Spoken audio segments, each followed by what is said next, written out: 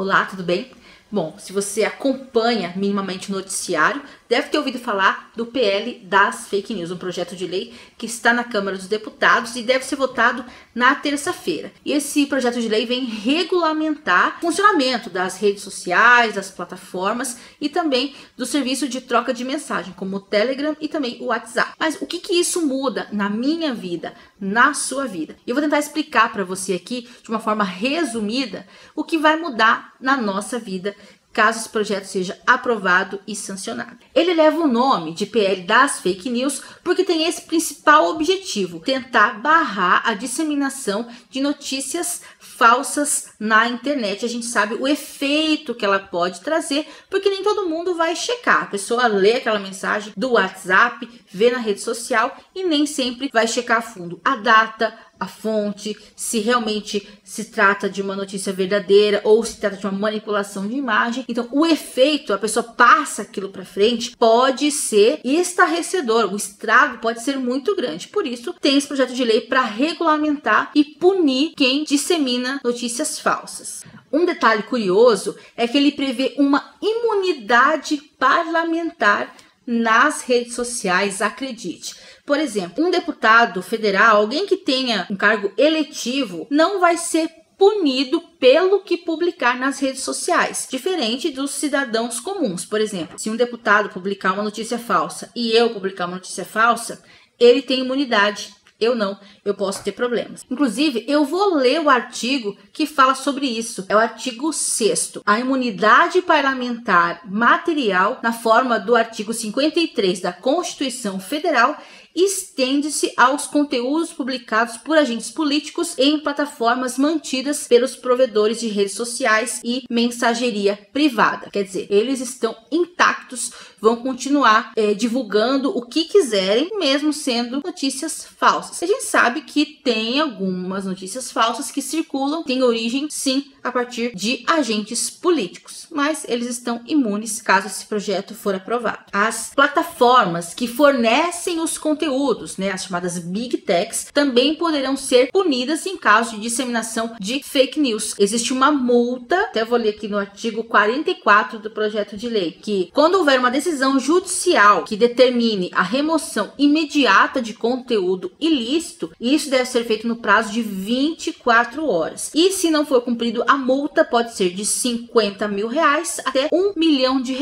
E atenção para o parágrafo único: a multa prevista no artigo anterior poderá ser aplicada em 3 vezes o triplo em casos que envolvam publicidade da plataforma. Isso quer dizer o quê? Se eu impulsionar uma notícia falsa, isso for confirmado, entrar como uma fake news, além da multa tradicional prevista ali no artigo 44, de R$50 mil até R$1 milhão, se eu tiver impulsionado, então esse valor sobe para 3 vezes mais, porque pulveriza mais a informação falsa e isso pode sim fazer estragos. Outro ponto importante do projeto de lei é o que tenta barrar a disseminação de ideias que possam incentivar crimes. Tem 2 expressões que ajudam a entender como vai funcionar esse controle, esses cuidados para não ter a disseminação de ideias que incentivem e estimulem crimes. Análise de risco sistêmico e o dever de cuidado. Tem artigos, tem uma seção inteira no projeto de lei sobre esses 2 temas. Primeiro, a gente tem que entender o que é risco sistêmico. É quando existe uma ameaça que pode generalizar e atingir todo o sistema. Então, uma notícia que incita um crime, que incentiva uma ação criminosa, isso é disseminado para todo mundo e acaba incentivando algumas pessoas a colocarem aquilo em prática. Esse é o risco que tem que ser atenuado segundo o projeto de lei. E esse trabalho, quem vai fazer são os provedores, fazendo uma diligência, uma avaliação de relatórios, incluindo todos os sistemas relacionados, o algoritmo, todos esses dados que movimentam as redes sociais e também os serviços de troca de mensagem.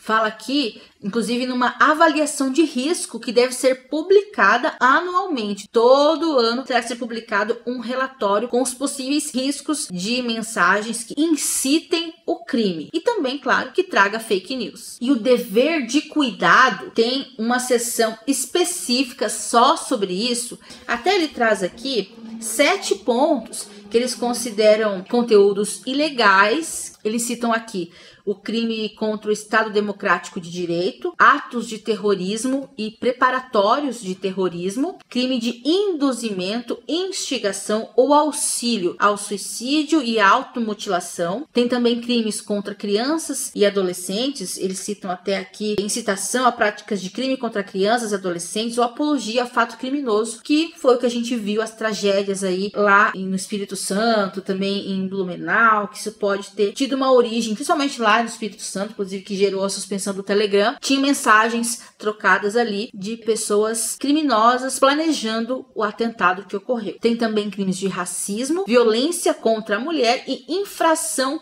sanitária, por deixar de executar, dificultar ou opor-se à execução de medidas sanitárias quando sob situação de emergência de saúde pública. É o que aconteceu na pandemia, né? Se você divulga uma informação falsa, que a vacina não funciona, estão colocando chip na vacina, são informações falsas que, se você joga isso no momento de uma crise humanitária, uma crise de saúde, você também poderá ter problemas, e as plataformas têm a obrigação, o dever de cuidado para isso não se espalhar. Uma coisa que ainda é incerta é como vai ser esse trabalho na prática, como as plataformas vão entender. Por exemplo, eu fui lá, fiz uma notificação de uma postagem que eu não concordo, mas não é uma postagem criminosa, ela vai ser tirada do ar. Como vai ser feito esse controle na prática, para definir o que é postagem criminosa, o que não é apenas uma opinião que alguém foi lá e discordou, que isso pode acontecer e notificar. Isso ainda precisa ser definido, é um ponto incerto do funcionamento prático. O projeto de lei original também trazia a criação de um órgão regulador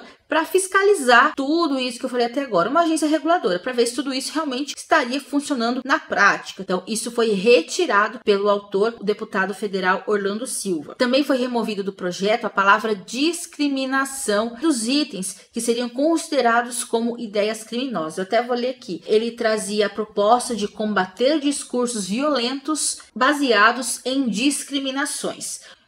O discurso da bancada evangélica para retirar esse item é de que, mantendo essa questão de barrar discursos baseados em pensamentos discriminatórios, né? Eu refiz a frase aqui, é porque ele estaria retirando a liberdade de expressão, seria uma ameaça à liberdade de expressão. Então, o deputado achou por bem sacar fora esse item. E o projeto de lei, estou chegando já na reta final, fala sobre remuneração, tanto para criadores de conteúdos originais, aquela questão de direitos autorais, deverá ter uma remuneração, e também conteúdos jornalísticos produzidos e colocados na plataforma deverão ser remunerados. Esse é o artigo 32 do projeto de lei. Ele fala que os conteúdos jornalísticos utilizados pelos provedores, produzidos em quaisquer formatos, seja texto, vídeo, áudio ou imagem, vão ensejar remuneração para as empresas jornalísticas na forma que for regulamentado. Então, isso tudo vai ter que ser definido, quais os critérios para essa remuneração, de forma que haja aferição dos valores,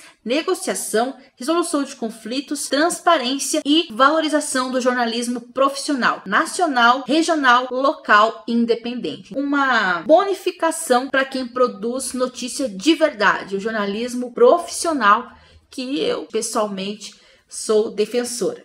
Na última terça-feira, dia 25, foi aprovado o regime de urgência para a tramitação deste projeto de lei. Foram 238 votos favoráveis e 192 contrários. Agora, com essa tramitação em regime de urgência, já teve esse debate nas comissões, que inclusive gerou essa retirada de alguns itens aí do texto. Agora, na terça ou na quarta-feira, o início, da votação desse projeto de lei lá na Câmara dos Deputados. Importante destacar aqui que o projeto de lei não tira a liberdade de expressão, não vai proibir postagens bíblicas ou que façam manifestações culturais e até sátira, humor. Nada disso está proibido no projeto de lei. Realmente, situações que sejam notícias falsas e que estimulem alguma ação criminosa, tanto nas plataformas de rede social, quanto também nas de troca de mensagens. E aí, qual a sua opinião sobre isso? Escreve aqui embaixo para mim, e eu vou dizer uma frase que eu gosto muito. O que importa é o que interessa.